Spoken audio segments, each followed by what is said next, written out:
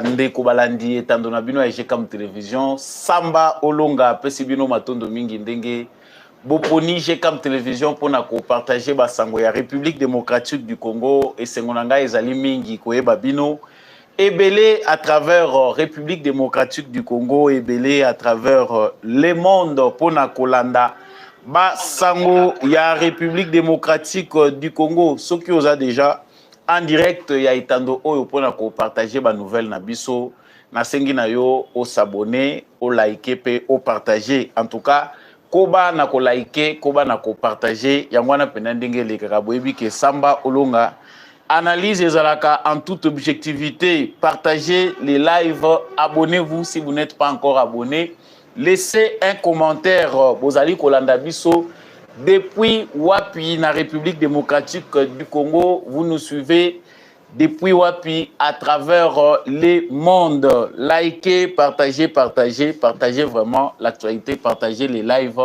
Je suis en direct comme d'habitude. À la une de notre actualité, Joao Lorenzo a-t-il trahi Félix Tshisekedi? C'est ce qui fera l'objet de notre analyse tout à l'heure dans le cadre de cette émission. Mais dans cette actualité, Félix Tshisekedi Aoutaki Koyamba, ministre des Affaires étrangères, il y a président angolais.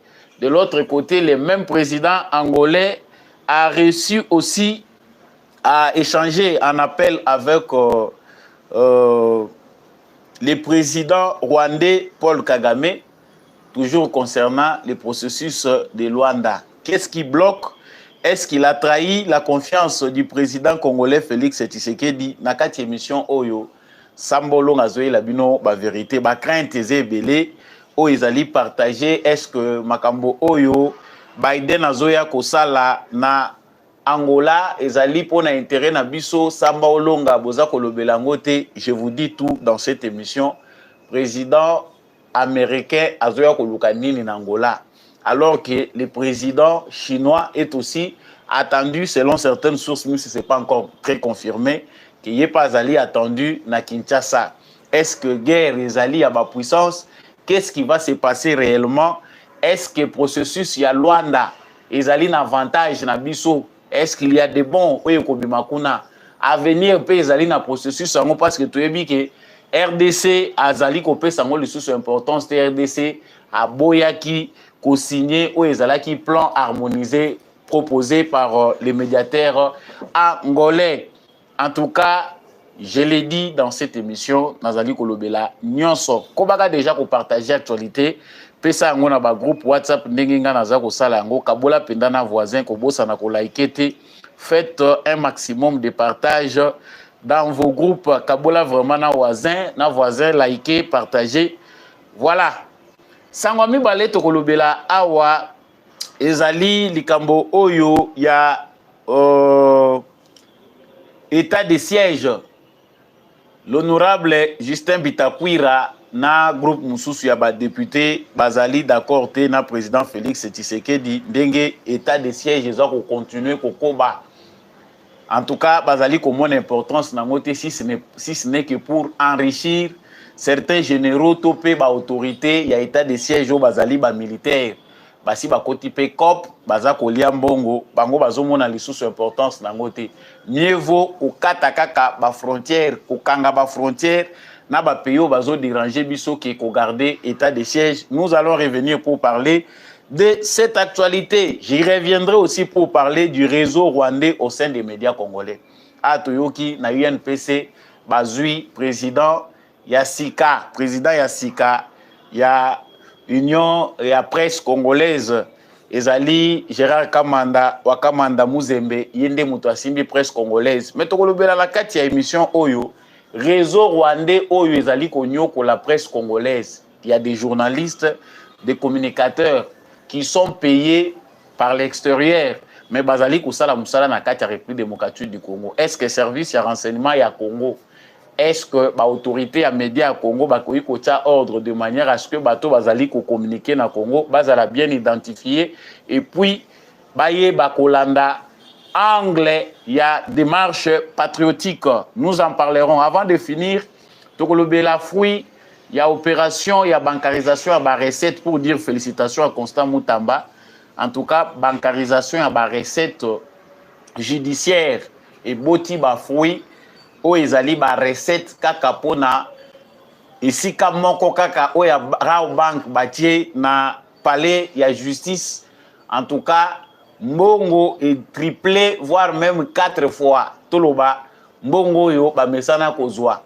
Donc mbongo yo bango bazwaka sur toute l'étendue du territoire national et zwami kaka na coin moko. Nous en parlons aussi dans cette émission. Je vous dis merci d'avoir choisi GCAM Télévision pour partager les nouvelles de la République démocratique du Congo. Merci na bandeko bozolanda biso depuis Cap Town, bandeko nyonso bazolanda biso depuis Cap Town na Afrique du Sud na pesibino vraiment malamu. Merci na bino nyonso bozoko bana kolanda biso. Bon après-midi, bonjour, bonsoir. Partout boza kolanda biso, continuez à liker, partagez les lives s'il vous plaît.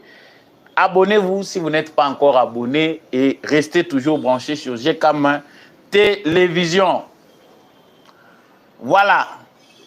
Wana nautaki koloba actualité à liboso ezali makambo oyo ezali koleka na Angola. Toutaki komona lolenge nini président topé ministre na biso affaires étrangères a boycotté ki topé a boyaki ko signer plan oyo ba proposa ki na Luanda. Mais après arrêt wana ya ba discussion entre République démocratique du Congo na Rwanda sous médiation ya Angola, suspense etikalaki. Est-ce que processus ango ezako continuer to ekatani? Qui a trahi nani akotisaki makambo oyo Congo azolinga te na kati? Nous avons quelque part fait cette analyse tolobela ki penda mingite angle ya médiateur oezali président angolais. Qu'est-ce qui a fait que RDC aboya ko continuer na plan oyo déjà ezalaki na mesa? Ce qu'il faut d'abord savoir ezali que Félix Tshisekedi cette fois-ci a mekaki ko renforcer équipe na ye. Tout le monde qui n'a ngambu ya délégation à République démocratique du Congo, les chefs du renseignement militaire d'Aïwel, na équipe na bazalaki nango, en tout cas ils ont été très coriaces selon plusieurs médias. Position à bango ezalaki ferme face à l'équipe rwandaise. Mais la question que l'on se pose ezali na niveau nini kanda ekota ki po ete Congo aboya nyonso. Angola andimi koyamba ba M23 sans l'aval de Kinshasa. Et loko ezo salema pour une deuxième fois. Na processus ya Nairobi, le président kenyan avait accepté de recevoir une délégation de M23 sans contacter Kinshasa. A sololi bana bango na ndenge na ye abandi kobongisa na Kagame pour que ba inclure dialogue direct entre Kinshasa na ba M23. Et le Rwanda sali que Félix Tshisekedi a boycotté topé à mettre fin na processus au bison stoye bagi kezalaki central ezalaki nde na Nairobi. Makambo nyonso etalaki ba mouvement rebelle ou pe mouvement terroriste M23 babandaki ko sololango na Nairobi na Kenya. Félix Tshisekedi s'est penché pour cette fois na Angola, toujours avec la pression des Américains. Les Américains ont pesi position ya Sukawa. Tango bazwa koyebisa Tshisekedi na Kagame que cessez le fait, balobi Rwanda na Congo cessez le fait, nous ne voulons plus Minduki Beta. Ba pesi chance na processus ya Rwanda, biso ba Congolais tout to boya yango. Mais ba pesa ki chance kuna. Tolobaki pe avec tout pessimisme. Tokoloba nini tozalaki na doute ke koki kobota mbuma te. Mais tango bakei lisusu kuna na mikolo euti koleka, président ya angolais a se laisser faire. Toyebi te eza corruption, ezali caprice, tope ezali trahison. Le président angolais, sachant que le gouvernement congolais ou Félix Tshisekedi n'accepte pas de dialoguer directement avec les M23. Chance au Félix Tshisekedi azui na victoire diplomatique na ye ezali ya kobimisa Kagame aux yeux du monde comme étant les parrains, les représentants de M23. La première fois où Tshisekedi et Kagame se sont rencontrés à Luanda, Mukili Mobimbeye baki que Kagame n'est chef yaba M23. Mais les loyo ozokende kondima koyamba parallèlement ba M23 délégation na Luanda pour na ko inclure na kati ya ba discussion eza ko salema na plan OEDG ezalaki établi Kokoti Sakeno, Kinshasa doit accepter d'échanger avec les M23. Nana Kotisi Makantiwana. Tant que nous kende na ba détail, on comprend que les renseignements angolais, président ya Angola, azako yeba malamu tewe ezalaka Kagame. Kagame, chaque fois qu'il est dans une discussion, Kagame, chaque fois qu'il est proche d'un président africain, a brandi sa carnet d'adresse naïe. Azalaka na moi, chantage moko ya carnet d'adresse à salaka na ba opportunité moko boye à salaka pona ko présenter na président o ya za face na ye soki yo landi malobaza ko lakisa yo ba opportunité azo présenter yo Kagame profite pour vous infiltrer. Désordre ekotaki na Nairobi, c'était toujours Kagame a influencé président Kenya a kotisie na potopoto lelo yo président Kenya soka za na problème na président Félix Tshisekedi ezali suite ya intrusion ya Kagame, manipulation ya Kagame nde bebisaki nyonso. La même aventure ezali ko se répéter na Luanda. Le président angolais ye mutu asimbaki makambo nyonso bandakala. On ne sait pas ezali ba makangu na bango ba Rwandais parce que mabala déjà zo salema na Luanda. Na ba Rwandais. Il y a certains ministres oyo déjà basi ba komi ba bokilo kuna président angolais na ba femme rwandaise soki ndenge nini po bango soki balingi bakota bayaka nanu malembe omoni bayina ba relation eza d'ordre social bakolakisa bino baza malamu, ils vont pénétrer tina sphère ya pouvoir. En Angola, il y a aussi des Rwandais qui sont là-bas qui investissent oyo baza ko sala ba faire ba mususu déjà baza na ba lien na ba ministre oyo bazali na gouvernement ya Joao Lourenço. N'oublions pas toutes les informations oyo bapesa kabiso concernant makambo yo ezali koleka na Angola par rapport au Rwandais. Les mêmes dangers qui nous guettent de l'autre côté ya Brazzaville, tangu vie na biso Sassou accueilli ko se laisser berner par un petit dictateur qu'il a trouvé. Sassou eloko ememaki ya kota na kati ya Pitopale, c'est qu'il a vu que ba proposition à Kagame eza na makambo minene ko memela ye soki na tiki bango ba ye ba ko fongolelanga porte. Il y a des gens qui vont venir, en tout cas Kagame aza na cahier de charges njoka nda zo yeba te que agende eza munene koleka wana ezali koleka. L'infiltration rwandaise passe toujours par des opportunités. Ceux qui oyebi ko analyser malamu te, c'est qu'on vous présente comme opportunité, sachez que bakoti libela. Donc, awa anglais ali malamu il faut toyer bezali que les présidents angolais dans sa démarche na makambo eleki na processus à Luanda pour Congo se retirer, il a quelque part trahi la confiance de Félix Tshisekedi ou trahi la ligne de la médiation. Il ne pouvait pas accepter que ba inclure clause oyo ezali ko fâché quand mususu alors que ba discuter na kan wanate. Il n'était pas question de recevoir un mouvement ou mouvement classé terroriste par le gouvernement congolais. Pour photo le gouvernement congolais a une contradiction. Awa M23 toujours benga un mouvement terroriste. La plupart des Congolais, bato baza komibenga ba Congolais oyo bazali associés na mouvement M23, baza déjà condamnés à mort par la justice congolaise. Inclure dans la nakati ya plan harmonisé que ba M23 bakoya en tout cas et c'est félicite ce qu'est dit. La deuxième chose, c'est encore un piège.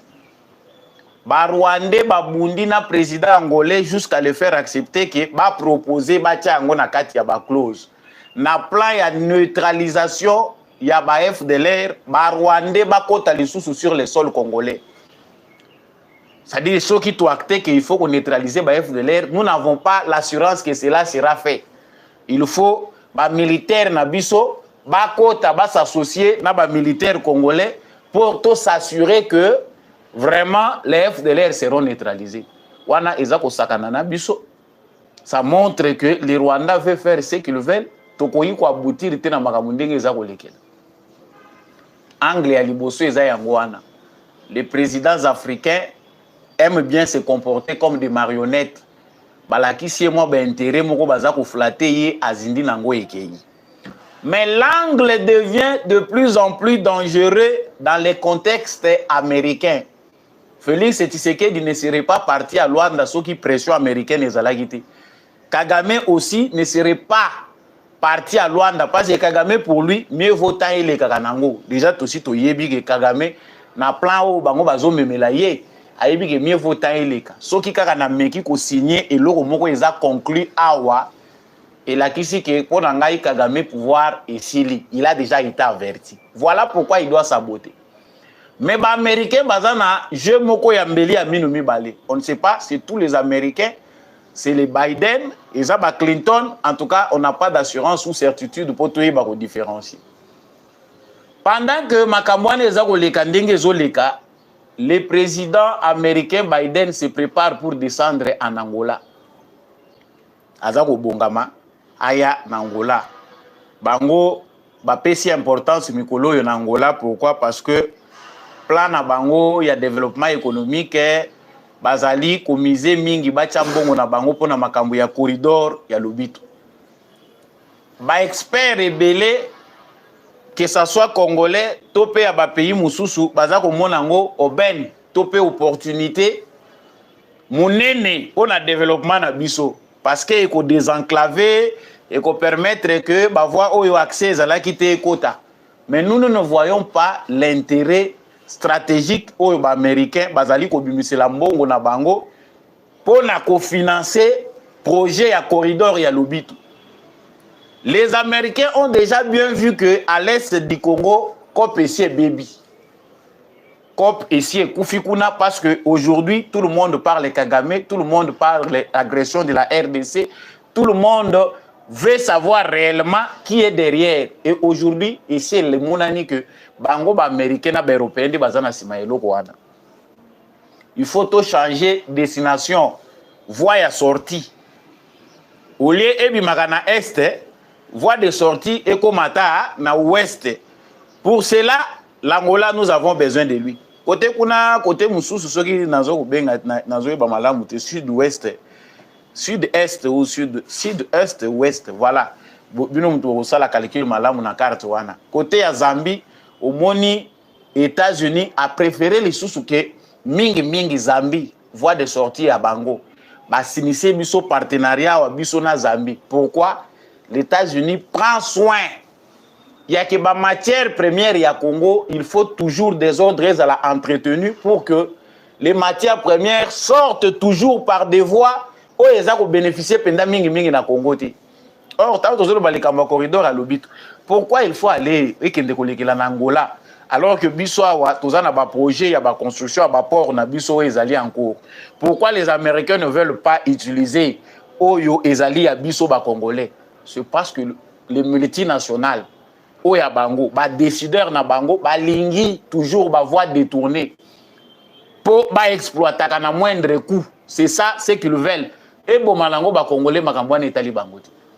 Le plus grand danger que les Congolais doivent savoir, les informations, il y en a autant. Moussou, c'est ça qu'on a rebelle sa biso tension. Pour ceux qui te l'obito creuser, les autres ne vont pas dormir. Mais ce qui est plutôt important, au Essengeli biso to retenir, Ezali, que Tshisekedi est en danger.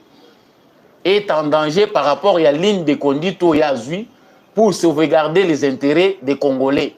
C'est une ligne que les Américains n'aiment pas. Nzela o Tshisekedi déjà koti azako tout isabango mitou. Et c'est mon ami déjà que pour nous sauver, Tshisekedi azako kota malembe na voie autozoko luka. Le Congo ne doit pas appartenir à un bloc. Ndenge ba occidentaux balingi ke tozala ya bango, bazako surexploiter biso mais bazako pesa biso en retour et l'autre côté. Tshisekedi est à la recherche des solutions. Les puissances qui sont ouvertes, le rôle la Chine, la Russie, ba commis déjà ko séduire. Tshisekedi a vraiment cette intention-là ya kokende na mopanzi ya Chine na Russie. Mais à quel prix? Angola. Boye bango ke ba pays na biso, ba pays na Congo, ils allaient toujours utiliser pour nous déstabiliser au cas où nous n'avons pas le contrôle. Tous allaki awa stable tant tous allaki na Mobutu parce que on l'a utilisé pour renforcer menace au ezoko ya ba puissance mususu ba kotate azalaki logo la rempart na bango face à la menace ya URSS. Ba utiliser ye tous allaki menace ya ba pays voisins. Là, ils ont fait de nous comme étaient tous allaki puissants. Moins de menaces, babanaï ko appuyer Mobutu ko secourir. Tant que Monique Sili, Mafuta Nzoyi Sili, tous ça a besoin de Mobutu. Il nous est plus utile. Moni babalaye ndenge babalaye na revers ya main. Tshisekedi est dans une zone de turbulence qui nécessite que les Congolais aient la compréhension et maturité à koyeba que zone où tozali et c'est un peuple moko mature. Nous devons être debout. Pour tout le temps analyser ce qui se passe en Angola, il y a ceux qui disent, qui pensent que Tshisekedi est faible. Pourquoi il est parti? Qu'est-ce qu'il est allé chercher là-bas? Il fallait boycotter. Ce n'est pas si simple qu'on le pense. Tshisekedi ne peut pas montrer face à les Américains, les Européens que Naza déjà opposé à Bino. Topé Naza contre Oboza Kosala. Il ne peut pas le faire. Il faut jouer avec un profil bas. Aliaka bango kaka se na se ndenge pe tozali ko kende. Mais les lois toza ko mona que na kati Afrique centrale ezali na jeu ezo betam. Le président Biden vient en Angola. Mais de l'autre côté, Tshisekedi lui a sollicité, souhaité que le président chinois vienne aussi. Le président chinois peut azamoto pour entre la Chine et les États-Unis, ceux qui sont visibles au Congo, ce sont les Chinois. Les Américains ne sont pas visibles, ils sont dans l'ombre en train d'exploiter à outrance. Bangonde bazaka visible na baguerre, na ba rébellion. C'est là où les Américains sont visibles. Les Chinois sont visibles parce qu'ils sont dans l'économie du Congo. Ce sont les premiers importateurs, pardon, la République démocratique du Congo. Ba premier partenaire économique, il y a Congo et les Chinois. C'est ce qu'il y a qui nango kaka na angle ya droit. Pour na kotalisa que si je traite avec la Chine, c'est parce que na boyi ba américain. Les Chinois, tous ça dans un lien économique, il y a un faire vivre les Congolais. Donc, faisons un effort pour que tout renforcer les liens parce qu'ils sont profitables dans les Congolais. Partagez les liens, s'il vous plaît. Partagez l'émission. Partagez tout ce que vous avez liké. Donc, notre président Assala Keba, le président angolais qu'on fait les yeux doux. Parce qu'il n'y a pas de problème et pas naïe. Le problème où il n'y a pas naïe, il y a apparenté. Il y a le basi va résolver ango. Makamweze le kana kabinda. Des fois il y a le toujours le kisa koloba, mais avec le temps nous donnera raison. La voie, il y a balkanisation. Ba intention il y a ko balkaniser Afrique, plusieurs pays africains nanu esilité na mitu ya ba américain. Izana nukaka. Si le président angolais se trompe, qui a côté na mobimba na kati ya saki, ya ba américain, vous verrez que même Mopanzo yo bango ba yeli susu yo ba guerre ko éclater les susu.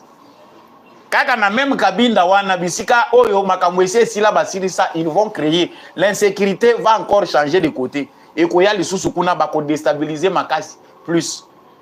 C'est ici au président angolais de jouer la sagesse. L'Amérique oyo tozo ko mono eza Amérique ya ba mafia.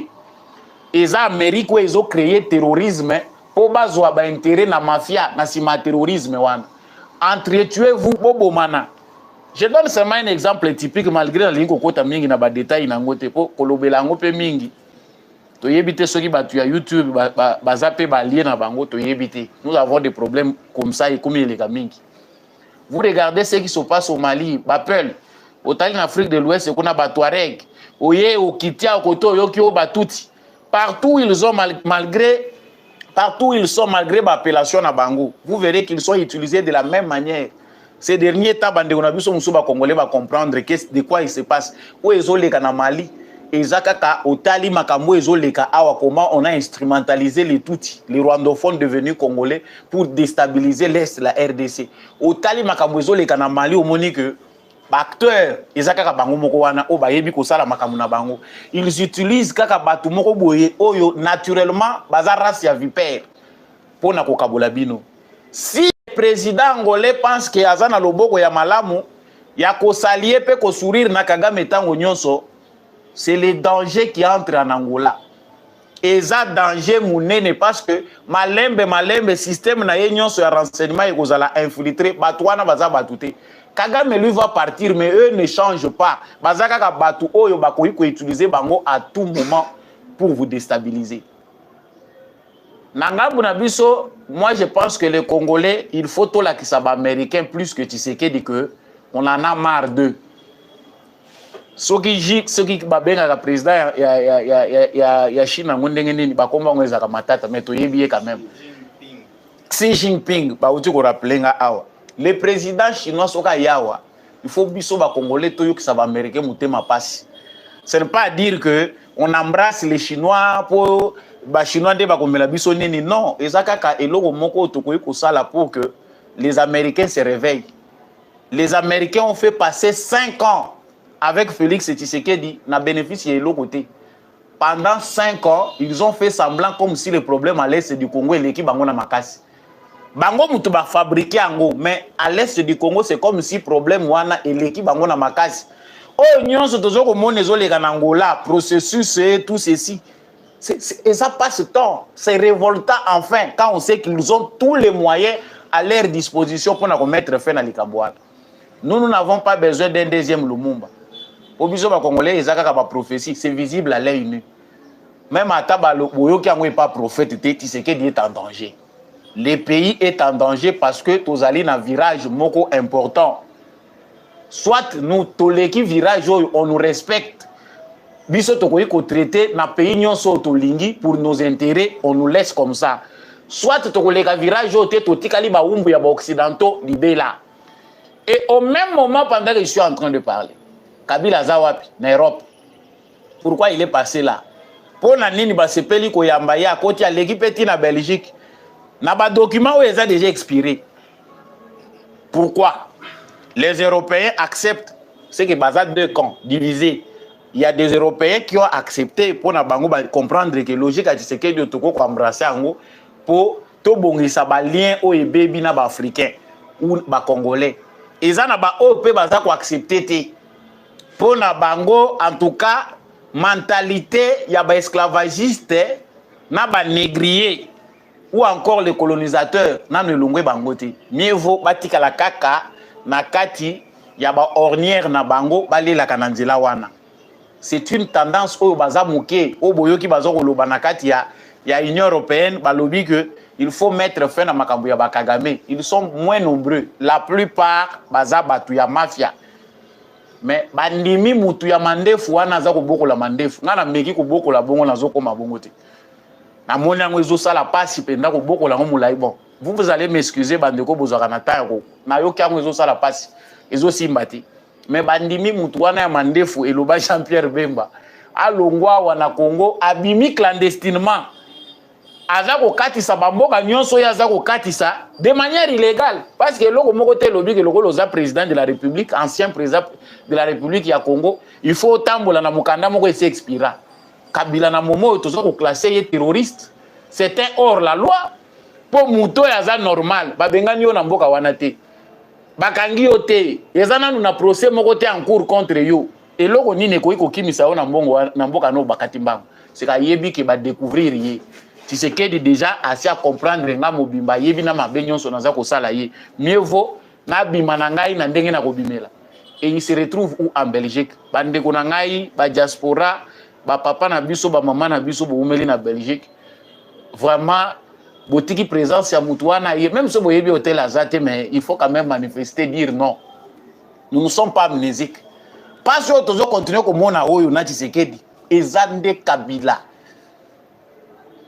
Kabila nde penda muto oyo nde bango ba utiliser malamu pour nous enfoncer davantage. Il ne peut pas continuer à nous insulter. Qu'est-ce que Kabila a encore à faire en Belgique? Qu'est-ce que Kabila a encore à faire avec l'Union européenne? Vous verrez qu'il y a un complot européen qui vise à déstabiliser le Congo. Va comprendre que vitesse au Tshisekedi azui, ce qui toti qui est kaka qui na vitesse oyo, ba Congolais ba koti na voie ya développement, biso ba européen tozali susu na eloko tokoyi kozwate na Congo.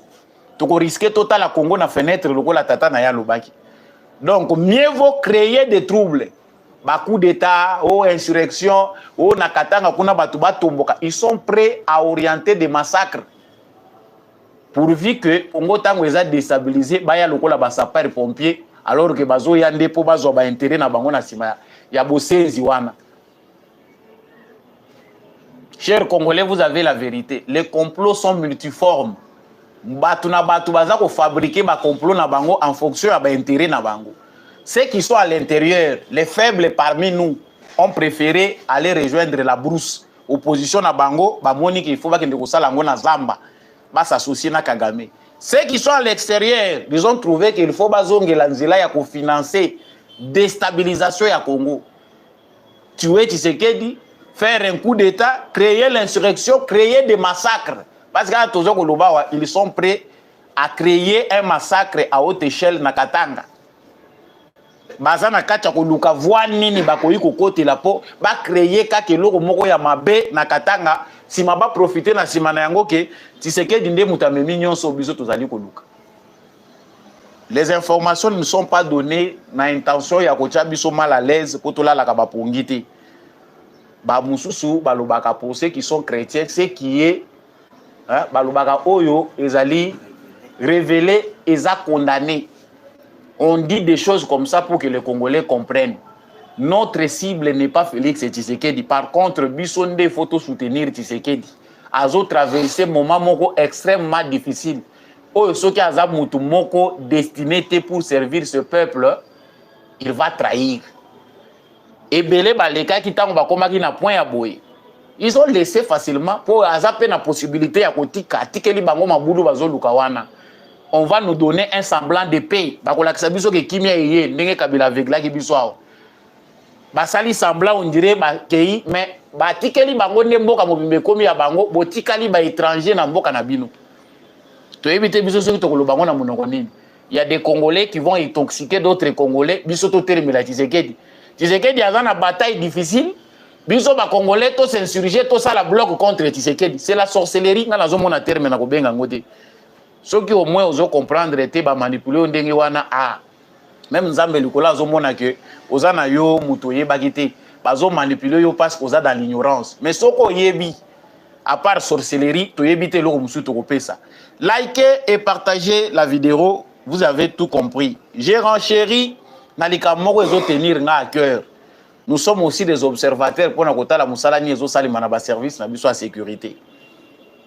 Na poni sujet parce que les Congolais regardent ce qui se passe dans la presse. Mais tout kali kaka ba observateur et à la parlement na biso et à la gouvernement congolais, présidence de la République, agence nationale de renseignement, on ne sait pas d'où nous viendra le salut. Il se développe un journalisme banditisme et se développer dans le journalisme à Congo. Ce banditisme-là nous coûte très cher. Parce que même les étrangers ont compris que scène médiatique congolaise, ils allaient scène moko bakoyi ko manipuler mutu n'importe comment. Et pour ça, les services secrets rwandais, wana kutu basi ba monela biso kala ba yebi na bango ki infiltration na Congo eza facile. Ba comprendre que le journalisme ya Congo eza ya coupage. Ya main tendue. C'est ça le journalisme du Congo. Ils ont un mingi bato passion na journalisme à Congo bazali sous-souté. Là, les espions ont compris qu'il faut fabriquer des jeunes gens oyo bakoki ko aider bisoto manipuler opinion ya ba Congolais. Ça c'est de 1. De 2, les occidentaux bango ba contrôler la biso depuis longtemps. Ils ont aussi leurs journalistes na ba plateforme na bango. Ba komi lisusu ebele. Ba mususu bango moko bazo s'exiler na makasi. Bake ko vanda na France, bake ko vanda na Belgique. On a une catégorie à bateau professionnel, mais avec des analyses et des informations orientées, payées toujours par ces mêmes pays.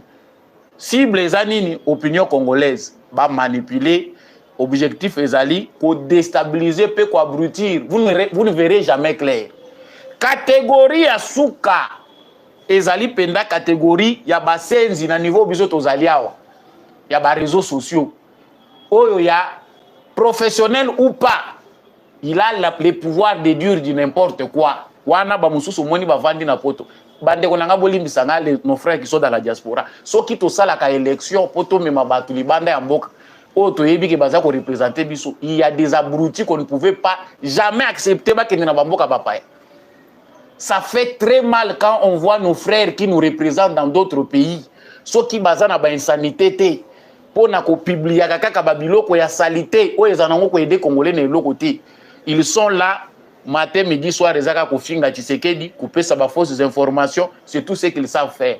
Ces gens-là sont aussi la cible des Rwandais. Ce n'est pas pour rien que les journalistes qui sont en Belgique, les réseaux, il y a recrutement.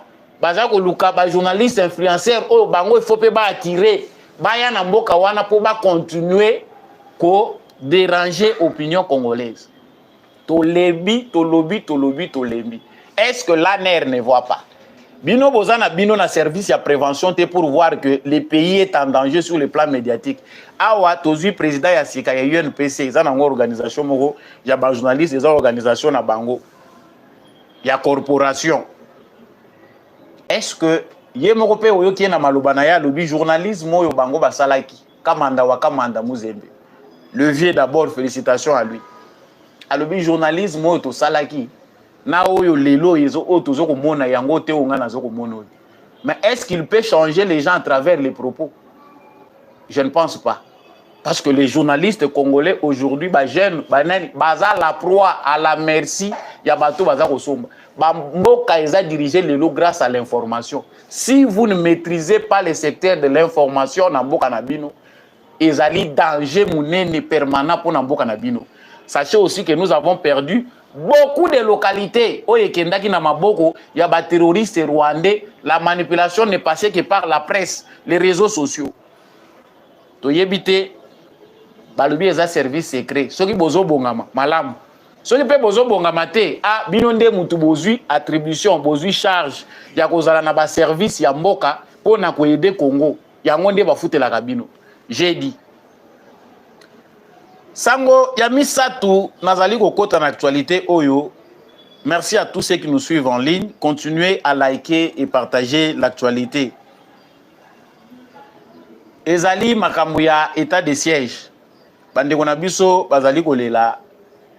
Bitakwira Justin aleli na ba député mususu balobi état de siège. Ils ont déjà périmé. Félix Tshisekedi, il faut aluka ndenge ya mettre fin na état de siège parce que ezali ko profiter na réseau ya ba malfaiteurs bato bazozwa kaka mwa kanyaka bazozwa quelque chose à travers business au bamoni. Les généraux, les colonels au bazali ba autorité ya état de siège na ba province impliquée ba komi na bango ko sala pe commerce na bango ba koti cop ba moni ke awa soki ozui jeté robima mpiaka okozala na eloko te. Yango bango pe ba civil, ba député, ba moni que ça ne va pas. Je me suis posé la question, Justin Bitakwira, ozana Nord Kivu to ozana Sud Kivu. Wana to bendi yango entre guillemets to che mopanzi. Mais to moni association bande kwa Ituri, ba oyo ya Nord Kivu, baza ko senga ke président alongo l'état de siège. Moi, n'analyse nanga objectif na mituni kaka question. Est-ce que situation soki ezali grave ndenge bozo sala lecture nango eza état de siège mutu ya grave yango to ba raison eza mususu à travers état de siège il y a des députés provinciaux qui ont été arrêtés baza en complicité na ba mouvement rebelle voire même na ba terroristes ya ADF il y a des députés arrêtés parce qu'ils sont complices avec des terroristes bon lokola bozo linga ki administration ezonga et comme civil. Quelles sont d'abord les solutions au bino boza ko proposer biso les plus meilleures tant bazo ko longo l'état de siège bo sala ndenge nini ba solution eza nini toki Bitakwira lobi pona ye solution ezaka bakanga frontière soki bakangi ba frontière na Rwanda c'est la meilleure des solutions bako ko sala si le gouvernement congolais est prêt à fermer les frontières biso pe toloba ngo toloba les analystes disent que zali possible était il faut préparer ça dans le temps. Bino batubozolo babakanga frontière, vous ne vivez pas les réalités du Nord Kivu et Sud Kivu, boyebi ba réalité te. Tant bozolo bakanga ba frontière, c'est comme si boyebi na bino Congo te, être à l'ouest vous a déconnecté de la réalité. On va fermer les frontières pour bateau bazana ba localité na ba ville wana bazala servi wapi. Donc il y a des gens qui réclament que il faut bazala kaka attaché malgré tout ce que le Rwanda fait. tous à la attaché. C'est que vous êtes complice vous-même de vos propres mots. Likambo, il y a état de siège, c'est vrai. Il y a des militaires déjà impliqués dans la COP. Pour Congo, ils ont Congolais, il y a sérieux, bazar. Au moins, on a Congolais à zone de Makambo, logiquement, bazar, Congolais, wana. Tant qu'on a kokota kaka monique bazoteka or, suka, à quoi abandonner na ye Makambo, oh ye sengele à ça, la quoi, kota na kati ya Makambo, ils ont puta yembongo. Moni militaire, li boumwe komi awa. Azo pe mazo roki mambangu kunate. Mais yona nos pension te. Pour militaire otoko kondimazala na eta wana eza o déjà commis pensionné batindi na retraite. Nde militaire otoko kondimage tango avimbi bongo po asala ka lisusu exercice te. Même militaire en fonction. Botala ka ba militaire abaninga. C'est parce que à chaque commune ya ambianceur. Moi mbongo azozwa ya cop ya wolo eza ko pesa eli boma moya rêver makambo ezate. Mais dans tout ça, il appartient au président de la République de peser les pour et les contre. Kota la paix ni ne sengele salema. Mais ngai na logique oya nga nazo mona ke état de siège o bato bazo ko mona mabe. Soke longwe tozongi na case de départ. Case de départ vraiment. Ba oyo baza ba civil baza ko luka bazongela ba fonction eza parce que cop na bango na momo baza ko yokela ba soda zuwa oh 5 francs la kakaka. Ato lobi okeyo zongi na mboko etondi wo etondi nyonso ezali. En tout cas, ata oza soda soko kweye kaka na komondenge tozoko loba boye. Quelque part ozala peka kana ba dividende ozozwa. Dites clairement que totikali pe mpia katango mulai, botikela biso pe tozongi la ba poste na biso, mais poste na bino bozo lukawana, c'est vous qui collaborez avec le mouvement rebelle. Comprenne qui veut ndeko bitakwira, ezape na moment où silence ezalaka important. Ko exagérer te na maloba silence pe ezalaka important. Après l'état de siège, vous proposez quoi? Ce que les apôtres qui sakaka bandeko na biso oyo bazana moi bazali ba congolais na butu ba komi ba rwandais to banda ko tourner ka kesika moko. Nasuki si awa na félicitations parce que ezali mukanda oyo euti na ministère ya justice ndeko Constant Mutambelo ko balingaki babomela ye to moni yango.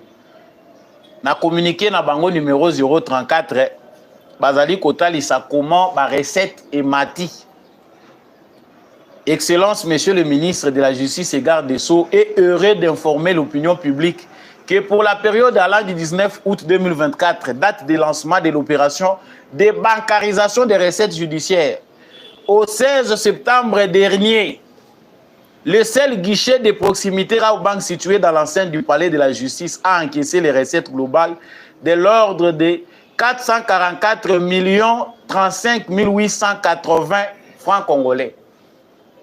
Wanambongo bango ba encaissé contre les montants enregistrés avant l'opération de bancarisation sur toute l'étendue de la République de l'ordre de 112 630 445 francs congolais pour le mois de juin et de 478 846 821 pour le mois de juillet. Donc, mbongo yo bazwaka balakisaka biso ya justice pour na Congo mobimba. Baza ko zwango kaka na guichet moko oyo batie na palais de la justice, bien palais de justice. Vous avez vous-même là l'illustration pourquoi il faut tuer Constant Mutambelo. Pour na nini mwana mobali ya batu il faut babomaye, c'est bozo mona que il y a un groupe de bandits. Nazo benga bino ba bandits, bo excusez-moi mais vous êtes bandits. Mais eza soni tango tozomona que l'Union européenne nde azoya ko finansaka biso poto tongaka mwa bandaku pona ba parquet na biso tribunal Goma soki parquet nini bobengaka omoni ni Union européenne apesi combien 2 millions apesi combien 5 millions mais mbongo ekotaka par mois sur toute l'étendue du territoire national soki balobi que ndenga azokende na rigueur et continuer nous ne pouvons plus recevoir des fonds venant de l'extérieur pour construire des beaux bâtiments pour une instance na biso judiciaire et qu'on a financé par biso moko. Ba salaire ya ba magistrat ou bazo réclamer et ko uta na mbongo ya biso moko. Mais batu ba sepeli bango moko ba mizuelaka. Ils ont déjà imposé un système qui leur permet de se payer eux-mêmes. Baza ko kata déjà bango moko. Mbongo il faut qu'il n'y ait pas l'État, ce qui est 1 million, il y a l'État qui a 50 000 francs, 100 000 francs. Oh, nous souhaitons qu'il y ait une poche à battre, nous avons batindi ba faux rapport. Voilà pourquoi Constant Moutambaza moutou à abattre. La justice élève une nation. Soit que justice élève une nation, nous sommes une nation morte qui ne peut pas être élevée parce que la justice n'existe pas. Ba état-major réseau Salema, il y a justice. Ba kokota ba état-major ndenge ba yokani ba sali semblant ba la kisi biso qu'il n'y a pas de problème entre ministère et la justice na conseil supérieur et la magistrature. C'est bien, nous applaudissons. Tolingi to mona concret. Parlement congolais pe asala noki noki pour na kokomisa concret makambo ya secteur ya justice. Ki moyibi oyo ndezo sala ki mboka ya avancer ti. Mais pas si obiso toza nango ya nzolo bake malembe toza kotika bino. Nous allons abandonner la presse parce que les Congolais c'est comme si les peuple moko ils a préparé te ya ko se sauver peuple congolais. Congolais alingi ba sauver. Que ce soit pour le Parlement, que ce soit pour le secteur de la justice, on aimerait bien voir comment les Congolais sont impliqués dans le processus, il y a changement, il y a mboka na bino. Merci à ceux qui ont déjà compris qu'il faut s'élever, il faut qu'on marche pour soutenir la réforme sur le plan judiciaire. Sans yango, eloko moko te ko bakisa makana kitunga ya mama, eloko moko te ko bakisa makana salaire ya batu. Mbongo ekobanda kokende kaka na bato oyo baza même pas 1% ya population congolaise, mais bango nde mutu baza kozwa mbongo nyonso ya mboka. Kisaka maloba te po soki eleki ekomi makambo mosusu ya motu ya nakanisi ke bandeko tosi toyoki yango. Continuez à liker cette vidéo. Ceux qui ont liké cette vidéo, likez yango pe partager yango na voisin, azala éclairer lokola yo pour être Congo na biso e ba kokende. Liboso matondo mingi na ndekombi ya chako azala ki na sima ya caméra pe na réalisation pour être émission oye comme la bino. Merci mingi na apôtre Gérard Kabeya Chovo, na Jean-Louis Timbalanga, l'homme de la vérité des urnes, à monsieur le maire Boniface Mpunga, à papa Maurice Kikangala. Merci à papa Michel Lumakaso, papa Freddy Ngwama, matondo na yo, matondo na maman Lisette Mombendu, na maman Bilbilonda, maman Anima Samba, merci. Na papa Paulin Chika, pe ba nyonso yo bolingaka samba olonga pe bosungaka émission oyo eko ba kokende liboso ngai pe nazana bino elongo bendele kwe ya te wazalendo na motema FARDC na motema toku